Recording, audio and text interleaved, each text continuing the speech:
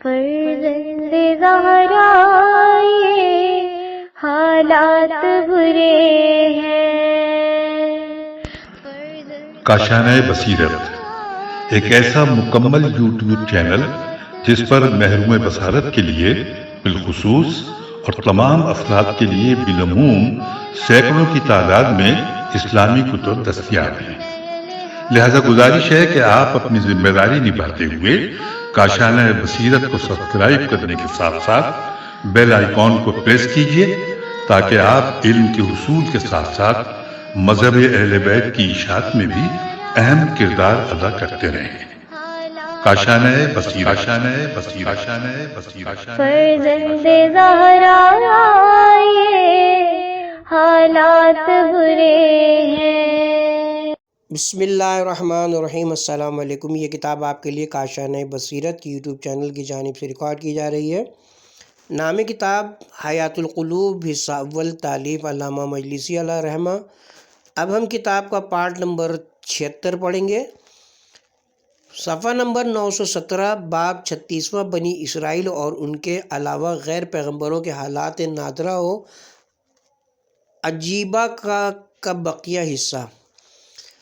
بسند معتبر حمزہ شمالی سے منقول ہے کہ گزشتہ زمانے میں ایک شخص پیغمبروں کی اولاد میں سے تھا، نہایت مالدار۔ وہ اپنا مال کمزوروں، محتاجوں اور مسکینوں پر خرچ کیا کرتا تھا۔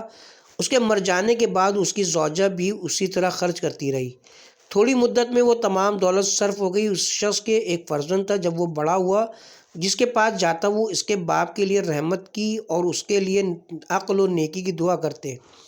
اس لڑکے نے اپنی ماں سے پوچھا کہ میرے باپ کا کیا طریقہ تھا کہ جس کے پاس جاتا ہوں میرے پدر کے لیے خدا سے رحمت چاہتا ہے اور میرے لیے دعا کرتا ہے۔ ماں نے کہا، تیرا باپ نہایت صالح اور نیک مرد تھا اور بہت مالدار تھا اور اپنا مال محتاجوں اور غریبوں پر صرف کیا کرتا تھا۔ اس کے مر جانے کے بعد میں بھی اسی کے طریقے پر مال خرچ کرتی رہی، آخر وہ تمام مال صرف ہو گیا۔ لڑکے نے کہا، اماں جان، میرے پدر بزرگوار جو کچھ کرتے تھے اس کا ثواب ان کو حاصل ہوتا تھا، اور آپ نے جو کچھ کیا اس کا حق آپ کو نہ تھا اور مستحق عذاب ہو گئیں۔ ماں نے کہا کہ کس سبب سے؟ لڑکے نے کہا، اس لیے کہ میرے باپ جو کچھ کرتے تھے وہ اپنے مال سے کرتے تھے، اور آپ نے دوسرے کا یعنی میرا مال صرف کر ڈالا۔ ماں نے کہا، اے فرزند، تو نے سچ کہا، لیکن مجھے گمان نہ تھا کہ تو مجھ پر اعتراض کرے گا اور وہ مال میرے لیے حلال نہ قرار دے گا۔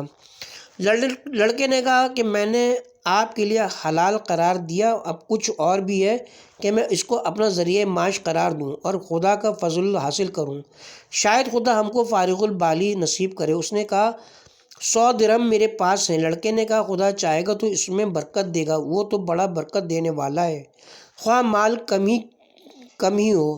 غرض وہ 100 درہم لے کر طلب روزی کے لیے نکلا اور روانہ ہوا، یہاں تک کہ ایک مقام پر پہنچا۔ دیکھا سر راہ ایک شخص مردہ پڑا ہوا ہے جس کے چہرے سے آثار نیکی اور صلاح ظاہر ہیں۔ لڑکے نے اس کو دیکھ کر دل میں کہا، اس سے بہتر تجارت کیا ہوگی؟ اس مرد صالح کو غسل و کفن دوں، اس پر نماز پڑھوں اور دفن کروں۔ غرض اس کی تجہیز و تکفین میں 80 درہم صرف ہوئے۔ اب اس کے پاس 20 درہم باقی رہے۔ پھر وہاں سے طلب فضل خدا اور حصول نعمت کے لیے آگے بڑھا۔ راستے میں ایک شخص سے ملاقات ہوئی تو اس نے پوچھا، کہاں جاتے ہو؟ کہا، خدا کا فضل اور روزی کی تلاش میں۔ پوچھا، کتنا سرمایہ؟ کہا، 20 درہم۔ اس شخص نے کہا، 20 درہم میں کیا ہوگا؟ لڑکے نے کہا، اگر خدا چاہتا تو تھوڑی چیز میں بھی بہت برکت دیتا ہے۔ اس مرد نے کہا، سچ ہے؟ اچھا، اگر میں تم کو کچھ بتاؤں تو میرے کہنے پر عمل کرو گے؟ لیکن شرط یہ ہے کہ جس قدر نفع ہو اس میں سے نصف میرا حصہ ہوگا۔ لڑکے نے کہا، منظور ہے۔ تو اس شخص نے بتایا کہ اس راہ میں جس پر تم چل رہے ہو تم ایک مکان تک پہنچو گے، اس گھر کے لوگ تمہاری ضیافت کریں گے، تم قبول کرنا اور ان کے مہمان ہونا۔ جب تم ان کے گھر میں داخل ہوگے اور بیٹھو گے تو جب خادم تمہارے لیے کھانا لائے گا تو اس کے ساتھ ایک سیاہ بلی بھی ہوگی۔ تم اس خادم سے کہنا کہ یہ بلی میرے ہاتھ فروخت کر دو، وہ انکار کرے گا، تم اصرار کرنا، آخر وہ مجبور ہو کر کہے گا کہ اس کی قیمت 20 درہم لوں گا۔ تم 20 درہم دے کر بلی لے لینا، اس کو ذبح کر کے اس کا سر جلا دینا، پھر اس کے سر کا مغز لے کر فلاں شہر چلے جانا، وہاں کا بادشاہ نابینا ہو گیا ہے۔ وہاں لوگوں سے کہنا کہ میں بادشاہ کا علاج کر سکتا ہوں، اور ان لوگوں کو مردہ دیکھ کر خوف مت کرنا جو بادشاہ کے علاج کے لیے آئے تھے اور کامیاب نہ ہو سکے تو دار پر کھینچ دیے گئے، اور علاج کرنے کی جو شرط چاہو کرنا۔ پہلے روز اس بلی کے مغز کی ایک سلائی بادشاہ کی آنکھوں میں لگانا، اس کا اثر ظاہر ہوگا۔ اگر وہ اصرار کرے کہ زیادہ دوا لگاؤ تو منظور نہ کرنا۔ دوسرے اور تیسرے روز بھی ایک سلائی اس کی آنکھوں میں لگانا، زیادہ نہ کرنا۔ غرض وہ لڑکا روانہ ہوا اور ان لوگوں کا مہمان ہوا۔ وہاں سے بلی خرید کی اور بادشاہ کے شہر میں پہنچا اور اس کے علاج میں مشغول ہوا۔ پہلے روز ایک سلائی بلی کے مغز سے لے کر اس کی آنکھوں میں لگائی، کوئی فائدہ معلوم ہوا۔ دوسرے روز وہ کچھ دیکھنے لگا اور تیسرے روز بالکل بینا ہو گیا اور اس کی آنکھیں مثل سابق روشن ہو گئی۔ پھر تو بادشاہ نے اس سے کہا کہ تمہارا مجھ پر بے حد احسان اور بے انتہا حق ہے کہ میری بادشاہی مجھ کو واپس دے دی ہے۔ میں اس کے صلے میں تم کو اپنی دختر دیتا ہوں۔ لڑکے نے کہا میری ماں زندہ ہے اور میں اس سے جدا نہیں رہ سکتا۔ بادشاہ نے اپنی لڑکی اس سے تجویز کر دی اور کہا جب تک تمہارا دل چاہے میرے پاس رہو، اور جب چاہو اپنی ماں کے پاس چلے جاؤ اور لڑکی کو اپنے ہمراہ لے جاؤ۔ لڑکا 1 سال تک بادشاہ کے پاس نہایت عزت و شان و شوکت کے ساتھ مقیم رہا۔ 1 سال کے بعد اپنے وطن کا ارادہ کیا۔ بادشاہ نے بے انتہا مال و زر اور بے حساب سامان، اونٹ، گائے، گوسفند وغیرہ اس کو دیے۔ لڑکا اپنی زوجہ اور تمام سامان کے روانہ ہوا۔ پہلے اس مقام پر آیا جہاں اس شخص سے ملاقات ہوئی تھی جس نے اس کو یہ طریقہ علاج بتایا تھا۔ وہ شخص اسی جگہ بیٹھا ہوا تھا۔ لڑکے کو دیکھتے ہی اس نے کہا صاحبزادے تم نے اپنا عہد کیوں پورا نہ کیا؟ لڑکے نے کہا بادشاہ کے پاس رہ کر جو کچھ میں نے کھایا پیا اور خرچ کیا، ان تمام گزرے ہوئے مال و نعمات کو میرے لیے حلال کر دیجیے، اور موجودہ مال و متاع جو کچھ میرے ساتھ ہے اس میں سے نصف حاضر ہے۔ لڑکے نے تمام سامان کے 2 حصے کیے اور کہا اس میں سے جو حصہ آپ پسند کریں لے لیں۔ اس شخص نے کہا کہ تو نے انصاف سے کام نہیں لیا۔ لڑکے نے پوچھا کیوں کر؟ جواب دیا کہ عورت بھی تو اسی کمائی میں شامل ہے، میں اس میں بھی شریک ہوں۔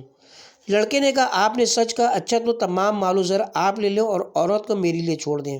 اس نے کہا نہیں، میں تو عورت میں سے بھی اپنا حصہ چاہتا ہوں۔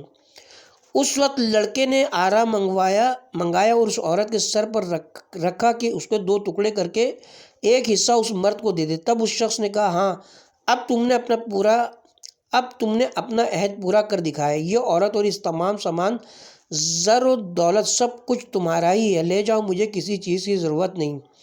میں ایک فرشتہ ہوں، خدا نے مجھے اس لیے بھیجا تھا کہ میں تم کو اس عمل کا صلہ دوں جو تم نے اس مردے کے ساتھ کیا تھا جو سرے راہ پڑا ہوا تھا۔ بسند معتبر حضرت صادق علیہ السلام سے منقول ہے کہ بنی اسرائیل میں ایک عابد تھا جو امور دنیا میں کبھی مشغول نہ ہوتا تھا۔ ابلیس ملعون کو اس سے سخت اذیت تھی۔ اس نے اپنی ناک سے سیٹی بجائی جس کو سن کر اس کا تمام لشکر اس کے پاس حاضر ہوا۔ اس نے کہا تم میں کون ہے جو فلاں عابد کو گمراہ کرے؟ ان میں سے ایک تیار ہوا۔ اس نے پوچھا کیوں کر گمراہ کرے گا؟ اس نے کہا عورتوں کے ذریعے سے۔ ابلیس بولا یہ ممکن نہیں، وہ کبھی عورتوں کی طرف نہیں رجوع ہوا ہے اور نہ ان کی لذت سے واقف ہے۔ دوسرے شیطان نے کہا میں جاتا ہوں اور شراب وغیرہ کے ذریعے سے بہکاؤں گا۔ اس نے کہا تو بھی اس طرح اس کو فریب نہیں دے سکتا۔ تیسرے ملعون نے کہا میں جاتا ہوں۔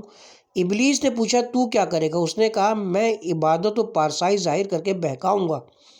اس نے کہا تو کامیاب ہوگا۔ غرض وہ شیطان ایک مرد کی شکل میں اس مکان میں آیا جہاں وہ عابد عبادت کیا کرتا تھا اور اس کے برابر کھڑا ہو کر عبادت میں مشغول ہو گیا۔ عابد کبھی کبھی آرام بھی کرتا لیکن وہ کبھی نہ سوتا تھا، نہ ایک لمحہ آرام کرتا تھا۔ یہ دیکھ کر عابد نے اس کی عبادت کے مقابلے میں اپنی عبادت کو بہت حقیر سمجھا اور انکساری و خلوص کے ساتھ اس کے پاس آیا اور پوچھا کہ کس سبب سے آپ کو اس قدر عبادت کی طاقت حاصل ہو گئی ہے؟ اس ملعون نے کوئی جواب نہ دیا۔ پھر عابد دوسری مرتبہ اس کے پاس گیا اور التجا کی کہ وہ کچھ بات کرے اور پوچھا کہ کس عمل کے سبب سے آپ اس مرتبے تک پہنچے؟ اس نے کہا اے بندے خدا، مجھ سے ایک گناہ ہو گیا تھا، میں نے توبہ کی اور ہر وقت اس گناہ کا خیال رکھتا ہوں، اسی سبب سے نماز کی طاقت مجھ کو حاصل ہوتی رہتی ہے۔ عابد نے کہا بتائیے وہ کون سا گناہ تھا تاکہ میں بھی عمل میں لاؤں اور توبہ کروں، شاید آپ کے درجے تک پہنچ جاؤں، اور یہ طاقت جو آپ کو حاصل ہے مجھے بھی نماز کے لیے اتنی قوت حاصل ہو جائے۔ اس نے کہا فلاں شہر میں جا اور وہاں فلاں فحاشہ کے مکان میں داخل ہو اور 2 درہم اس کو دے کر اس کے ساتھ زنا کر۔ عابد نے کہا 2 درہم کہاں سے لاؤں، میں جانتا بھی نہیں کہ 2 درہم کیا چیز ہے، میں تو کبھی دنیا کی جانب متوجہ نہیں ہوا۔ شیطان نے اپنے قدموں کے نیچے سے 2 درہم نکال کر اس کو دیے۔ عابد اپنے لباس پارسائی میں شہر کی جانب متوجہ ہوا اور اس فحاشہ کا مکان دریافت کیا۔ لوگوں نے سمجھا کہ وہ اس فحاشہ کی ہدایت کے لیے آیا ہے، اس کا مکان بتا دیا۔ جب عابد اس کے مکان میں داخل ہوا، وہ 2 درہم اس کے سامنے پھینکے اور کہا اٹھ۔ وہ عورت اٹھی اور اس کو کمرے میں لے گئی اور کہا اے شخص، تو میرے پاس اس حیت میں آیا کہ کوئی شخص اس لباس تقوی و طہارت میں نہیں آتا۔ مجھے اپنا حال بتا، کیا سبب ہے کہ تو اس فعل بد پر آمادہ ہوا ہے؟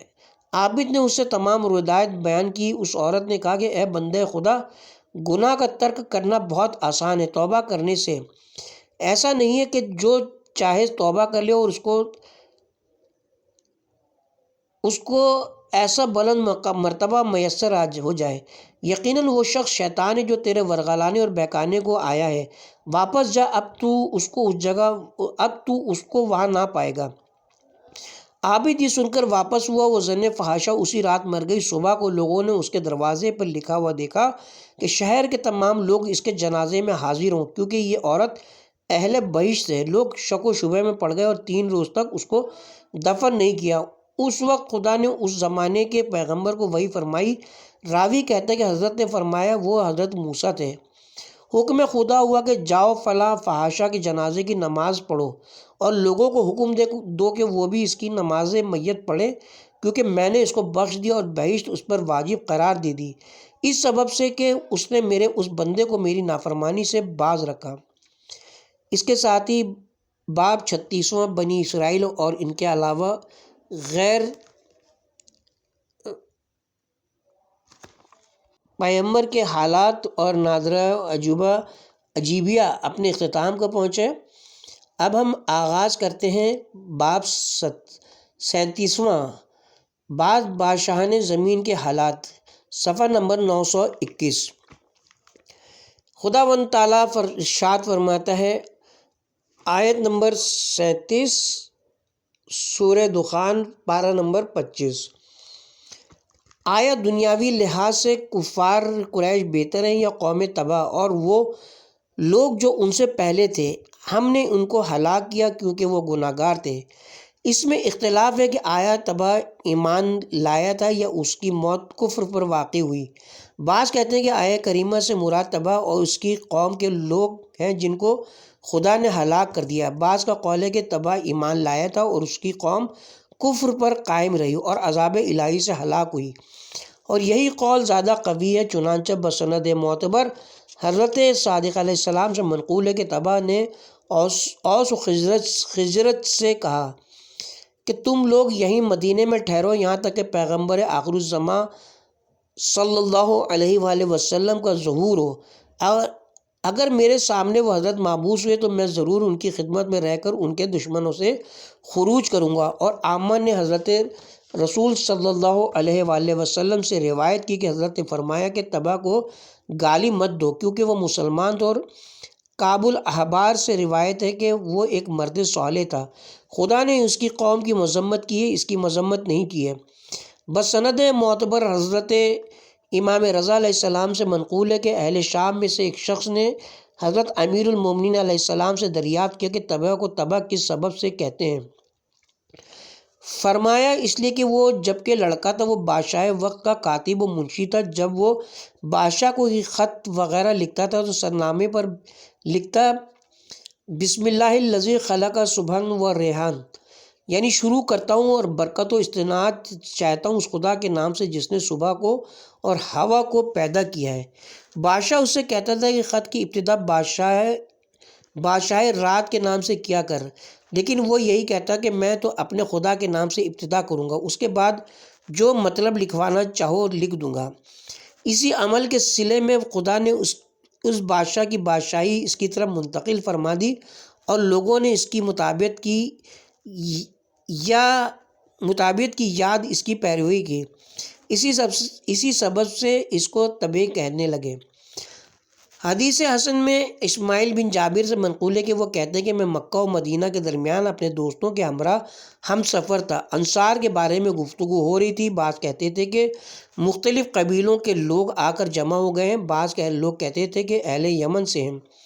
آخر ہم لوگ حضرت صادق علیہ السلام کی خدمت میں پہنچے۔ حضرت ایک درخت کے سائے میں تشریف فرما تھے، ہم لوگ بھی بیٹھ گئے۔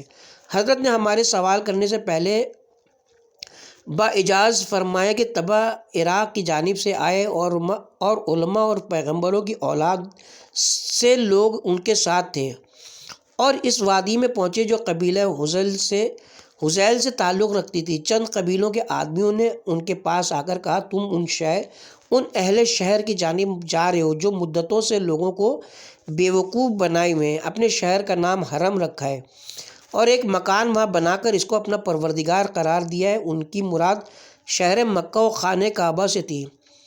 تبا نے کہا اگر ایسا ہے جیسا کہ تم بیان کرتے ہو تو میں ان کے مردوں کو قتل کروں گا، ان کے لڑکوں کو قید کروں گا اور ان کے گھر کو برباد کروں گا۔ یہ کہتی ہوں ان کی آنکھیں نکل پڑیں اور چہرے پر لٹک آئیں۔ پھر علماء اور پیغمبروں کی اولاد کو طلب کیا اور کہا کہ اس معاملے میں غور و فکر کرو اور بتاؤ کہ یہ بلا کس سبب سے مجھ پر نازل ہوئی۔ ان لوگوں نے کہا پہلے یہ بتاؤ کہ تم نے دل میں کیا قصد کیا تھا۔ تبا نے کہا میں نے سوچا تھا کہ جب مکے میں وارد ہوں گا وہاں کے مردوں کو مار ڈالوں گا اور ان کی اولاد کو قید کر لوں گا اور ان کا گھر خانہ کعبہ مٹا دوں گا۔ ان لوگوں نے یہ سن کر کہا کہ تمہارے پاس اس ارادے کے سوا اس بلا کا سبب ہم کچھ اور نہیں سمجھ سکتے۔ پوچھا کیوں؟ لوگوں نے کہا کیونکہ وہ شہر حرم خدا ہے اور وہ گھر خانہ خدا ہے اور اس شہر کے رہنے والے ابراہیم خلیل کی اولاد سے ہیں۔ تبا نے کہا سچ کہتے ہو، اب بتاؤ کیا کروں کہ اس گناہ کی تلافی ہو اور یہ مصیبت مجھ سے زائل ہو۔ ان لوگوں نے کہا کہ اب اس ارادے کے خلاف نیت کرو، شاید یہ بلا دفع ہو جائے۔ یعنی ان لوگوں کا مطلب یہ تھا کہ کعبہ اور مکہ کی تعظیم اور وہاں کے باشندوں کے ساتھ احسان کا ارادہ کرو۔ اس نیت و ارادے کے ساتھ ہی ان کی آنکھیں اپنی جگہ پر واپس آ گئیں۔ پھر اس جماعت کو طلب کیا جس نے خانہ کعبہ کے برباد کرنے پر ان کو ابھارا تھا اور ان سب کو قتل کرا دیا۔ پھر مکے میں آئے اور کعبے پر غلاف چڑھایا اور 30 روز تک اہل شہر کی دعوت کی۔ ہر روز 100 اونٹ ذبح کیے جاتے تھے اور بڑے بڑے پیالے گوشت سے بھر بھر کے پہاڑوں پر درندوں تک کے لیے رکھوا دیے جاتے تھے اور دانہ و گھاس میدانوں اور صحراؤں میں چوپاؤں کے لیے ڈلواتے تھے۔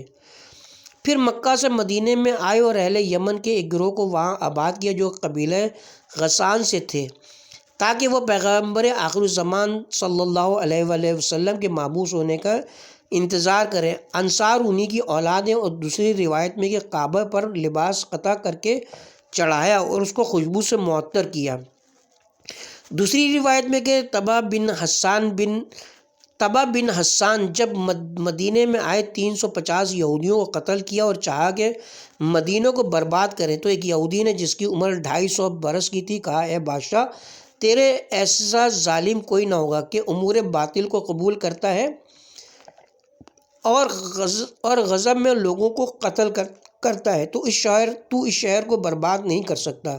تبا نے پوچھا کیوں نہیں کر سکتا؟ یہودی نے کہا اس لیے کہ اولاد اسماعیل میں سے ایک پیغمبر ہوگا جو ہجرت کر کے شہر میں آئے گا۔ یہ سن کر وہ لوگوں کے قتل سے باز آئے اور مکے میں آئے اور کعبے کو لباس پہنایا اور لوگوں کو کھانے کھلائے اور چند اشعار پڑھے جس کا مضمون یہ کہ میں گواہی دیتا ہوں احمد کے لیے کہ وہ اس خدا کی جانب سے پیغمبر ہیں جو خلق کا پیدا کرنے والا ہے۔ اگر میں ان کے زمانے تک باقی رہا تو ان کا وزیر ہو کر ان کی مدد کروں گا۔ ابن شہر عاشب علیہ رحمہ نے روایت کی ہے تبا ان 5 بادشاہوں میں سے ایک ہیں جو تمام روئے زمین کے مالک ہوئے اور زمین کے ہر حصے پر پہنچے اور ہر شہر سے 10 عقلمندوں اور عالموں کو ہمراہ لیا۔ جب مکے میں آئے وہاں کے لوگوں نے تبا کی تعظیم نہ کی، ان پر غصہ آیا۔ اس کا وزیر ایاریسا نامی تھا، اس سے مشورہ کیا۔ اس نے کہا کہ یہ لوگ جاہل ہیں اور خانہ کعبہ پر ان کو گھمنڈ ہے۔ یہ سن کر بادشاہ نے اپنے دل میں کعبہ کو ڈھا دینے اور اہل مکہ کو قتل کرنے کا ارادہ کیا۔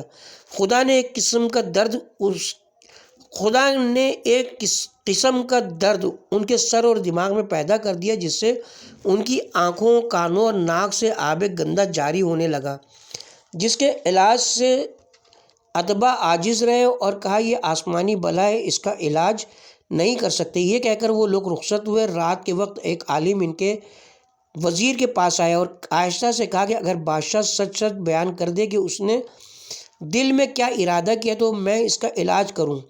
وزیر نے یہ بات بادشاہ سے بیان کی اور اس سے اجازت لے کر عالم تنہائی میں بادشاہ کے پاس طلب کیا۔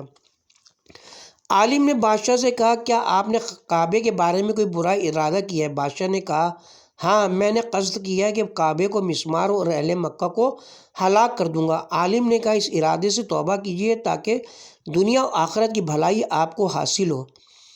تبا نے کہا میں نے توبہ کی اور اس ارادے سے باز آیا تو اسی وقت اس بلا سے نجات پائی اور خدا اور ابراہیم میں خلیل پر ایمان لایا۔ پھر کعبے پر 7 پارچے لباس کے چڑھائے اور وہاں سے مدینے کی طرف آئے۔ مدینہ ایسی زمین پر واقع جہاں ایک چشمہ تھا۔ جب اس مقام پر پہنچے ان 4000 عالموں میں سے 400 علماء بادشاہ کی خدمت میں آئے اور عرض کی کہ ہم اپنے شہروں سے نکلے، مدتوں آپ کے ساتھ گھومتے رہے، یہاں تک کہ اس مقام پر پہنچے۔ ہم چاہتے ہیں کہ اب آپ ہم کو اسی مقام پر آباد ہونے کی اجازت دے دیجیے۔ وزیر نے ان لوگوں سے پوچھا اس میں کیا مصلحت ہے کہ آپ لوگوں نے یہاں آباد ہونے کا ارادہ کیا ہے؟ ان عالموں نے کہا اے وزیر، خانہ کعبہ کا شرف محمد صلی اللہ علیہ وسلم کے سبب سے ہے، جو صاحب قرآن و قبلہ ہیں اور اہل علم و منبر والے ہیں۔ ان کی ولادت مکے میں ہوگی اور وہ وہاں سے ہجرت کر کے اس مقام پر آئیں گے۔ آرزو ہے کہ ہم یا ہماری اولادیں ان کی خدمت کا شرف حاصل کریں۔ تبا نے ان کی یہ خواہش معلوم کی تو خود بھی 1 سال تک ان کے ساتھ قیام کا ارادہ کیا کہ شاید حضرت صلی اللہ علیہ وسلم کی خدمت کی سعادت حاصل ہو جائے، اور وہاں ان 400 عالموں کے لیے 400 مکانات تعمیر کرائے اور ہر ایک کے ساتھ اپنی آزاد کردہ کنیزوں کی تجویز کی اور ہر ایک کو مال و سامان عطا فرمایا، اور ایک خط حضرت رسالت مآب صلی اللہ علیہ وآلہ وسلم کی خدمت میں لکھا جس میں اپنے ایمان و اسلام کا ذکر کیا اور التجا کی کہ خدا سے میری شفاعت فرمائیں گے۔ اس خط کا عنوان اس طرح قرار دیا کہ یہ نامہ ہے تبع اول کا، محمد بن عبداللہ کی طرف جو خاتم المرسلین ہے، تمام عالموں کے پروردگار اور رسول ہیں۔ اس خط کو اسی عالم کو دے دیا جس نے اس کو نصیحت کی تھی اور کعبہ و اہل مکہ کی بربادی سے باز رکھا تھا۔ پھر مدینے سے روانہ ہو کر بلاد ہند کی جانب متوجہ ہوئے اور شہر غلستان میں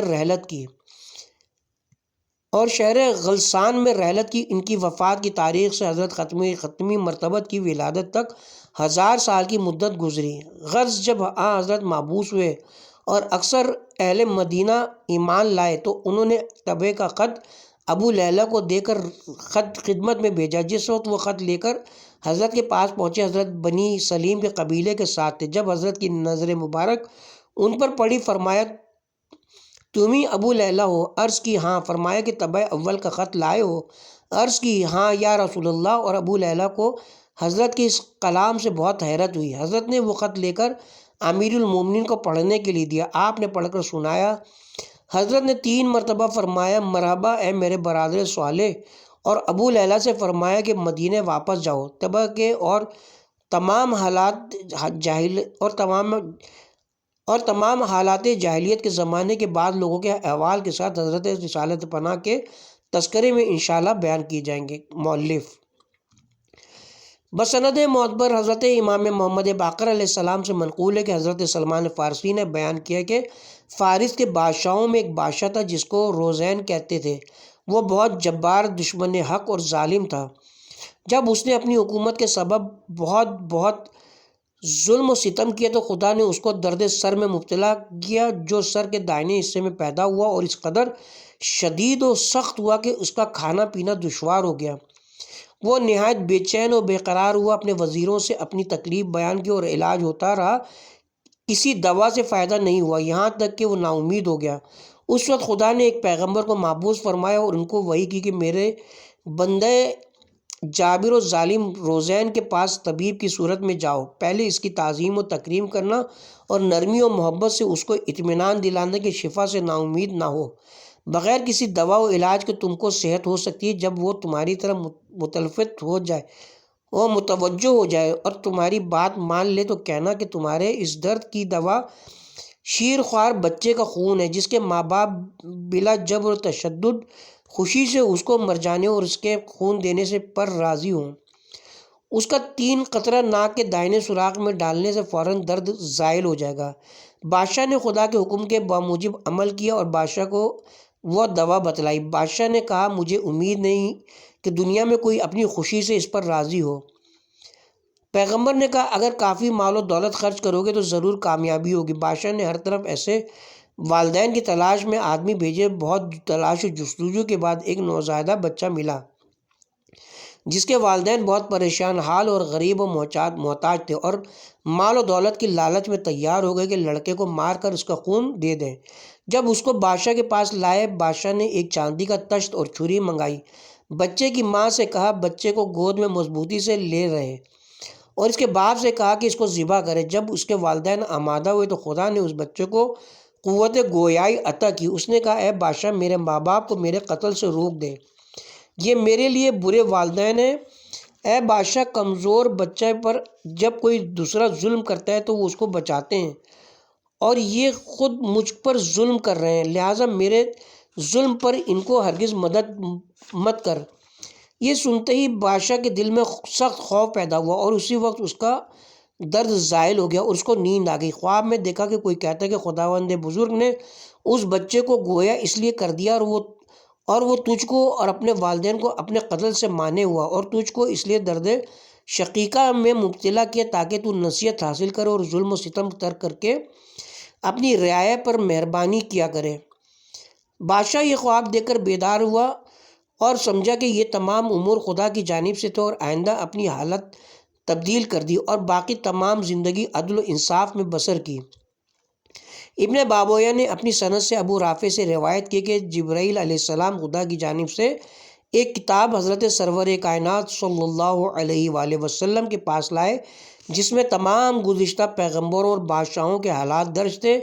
پیغمبر خدا نے ان احوال کو مجمل طور سے بیان فرمایا۔ مؤلف فرماتے ہیں کہ ابن بابویہ نے اس حدیث کو مختصر طور پر ذکر کیا اور جو کچھ انہوں نے بیان کیا ہے ان میں سے ہم نے کچھ سابقہ ابواب میں لکھا ہے، باقی حالات یہاں ذکر کرتے ہیں۔ وہ فرماتے ہیں کہ جب شیخ بن شجان بادشاہ ہوا جس کو کیس کہتے تھے، اس نے 266 سال حکومت کی۔ اس کی بادشاہی کی 51 سال گزرے تھے کہ حضرت عیسیٰ مابعوث ہوئے۔ جب حضرت عیسیٰ آسمان پر اٹھا لیے گئے، شمعون بن حمون صفا ان کے خلیفہ ہوئے۔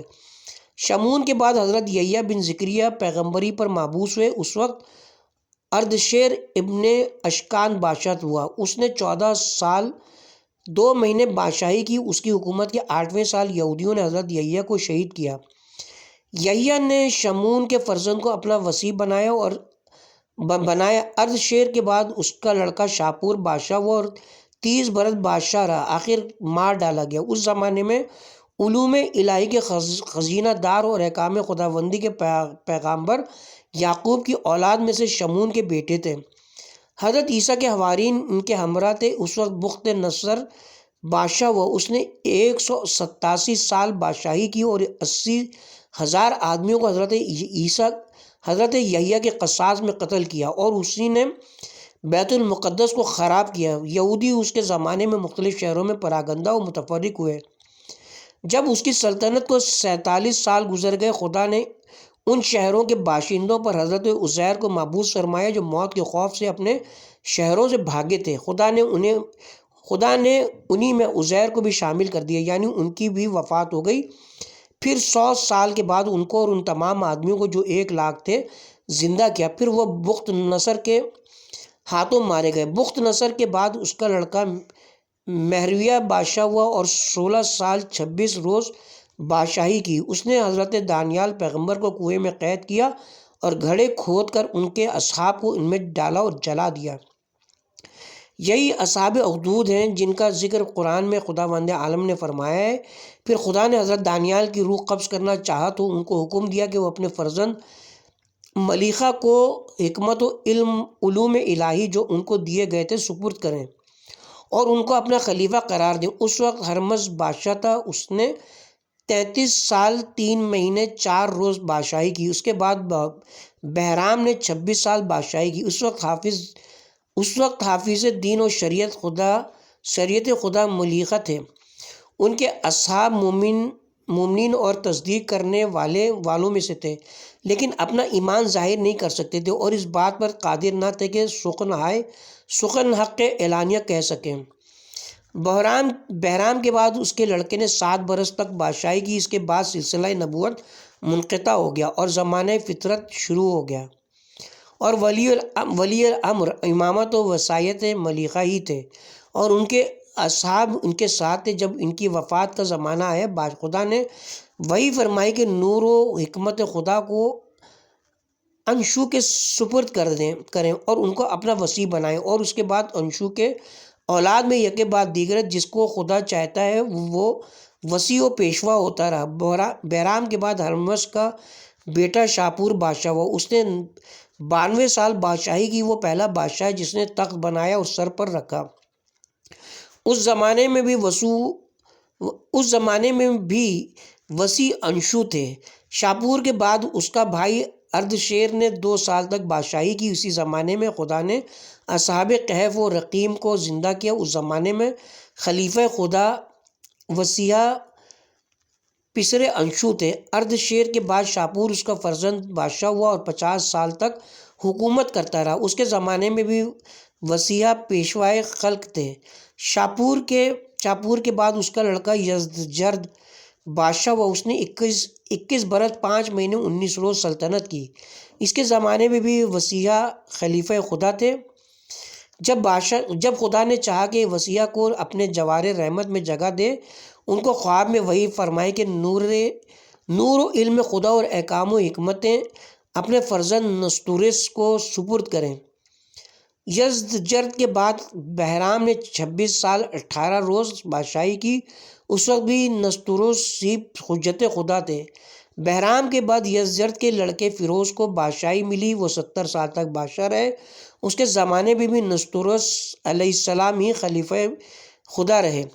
اس زمانے کے مومنین بھی انہی کے ساتھ تھے۔ جب خدا نے چاہا کہ نستوروس کو اپنے جوار رحمت میں طلب کرے، ان کو خواب میں وحی کی کہ مریدہ کو اپنا وصی قرار دیں اور علوم و حکمت ان کے سپرد کر دیں۔ پھر فیروز کے بعد اس کے لڑکے فلاس نے 40 سال حکومت کی۔ اس کے زمانے میں بھی خلیفہ خدا مریدہ علیہ السلام تھے۔ اس کے بعد اس کے بھائی قباد نے 43 سال بادشاہی کی۔ اس کے بعد اس کے بھائی جامسف نے 66 یا 46 سال بادشاہی کی۔ اس وقت بھی خلیفہ خدا مریدہ علیہ السلام ہی تھے۔ جامسف کے بعد کسرائے فرزند قباد بادشاہ ہوا اور 46 سال 8 مہینے بادشاہ رہا۔ اس کے زمانے میں بھی حافظ دین اور شریعت مریدہ ہی تھے۔ جب خدا نے ان کو جوار قدس میں طلب کرنا چاہا، خواب میں ان کو وحی کی کہ نور حکمت الہی بحیرہ راہب کو سپرد کریں اور ان کو اپنا خلیفہ بنائیں۔ کسریٰ کے بعد اس کا بیٹا ہرمز بادشاہ ہوا۔ اس کی سلطنت کی مدت 38 سال ہے۔ اس کے زمانے میں بھی دین خدا کے محافظ بحیرہ تھے۔ ان پر ایمان رکھنے والے اور ان کی تصدیق کرنے والے مومنین بھی تھے۔ ہرمز کے بعد کسریٰ پرویز بادشاہ ہوا۔ اس وقت بھی خلیفہ خدا بحیرہ علیہ السلام ہی تھے، یہاں تک کہ جب حجت خدا کی غیبت کی مدت طویل ہوئی اور وحی الہی منقطع ہوئی اور لوگوں نے خدا کی نعمتوں کی ناقدری کی اور حقیر سمجھا تو غضب خدا کے سزاوار ہوئے، دین کو کمزور کر دیا، نماز کو ترک کیا اور قیامت قریب آ گئی، مذہب پارا ہو گیا۔ اس وقت لوگ جہالت و تاریکی اور حیرت میں مبتلا ہوئے، مختلف دین اختیار کیا، حق مشتبہ ہو گیا، حالات پراگندہ ہوئے اور پیغمبروں کو گزرے ہوئے مدتیں گزر گئیں۔ کچھ لوگ تو اپنے پیغمبر کے دین پر باقی رہے اور بہتوں نے کفران نعمت کی، خدا کی اطاعت کے بدلے خدا کی اطاعت کے بدلے ظلم و سرکشی اختیار کی، اس وقت خدا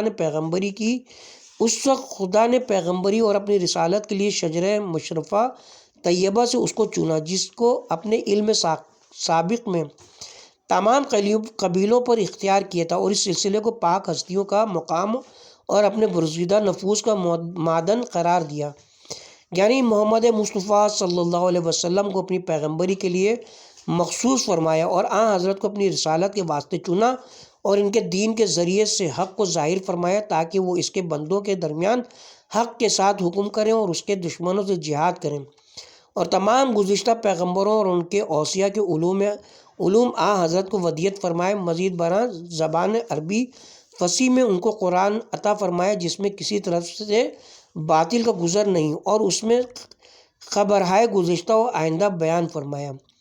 اس کے ساتھ ہی ہم یہاں پہ کتاب کے پارٹ نمبر 76 کا اختتام کرتے ہیں۔ بیان ابھی جاری ہے، پارٹ نمبر 77 کا آغاز اسی باب سے کیا جائے گا انشاءاللہ۔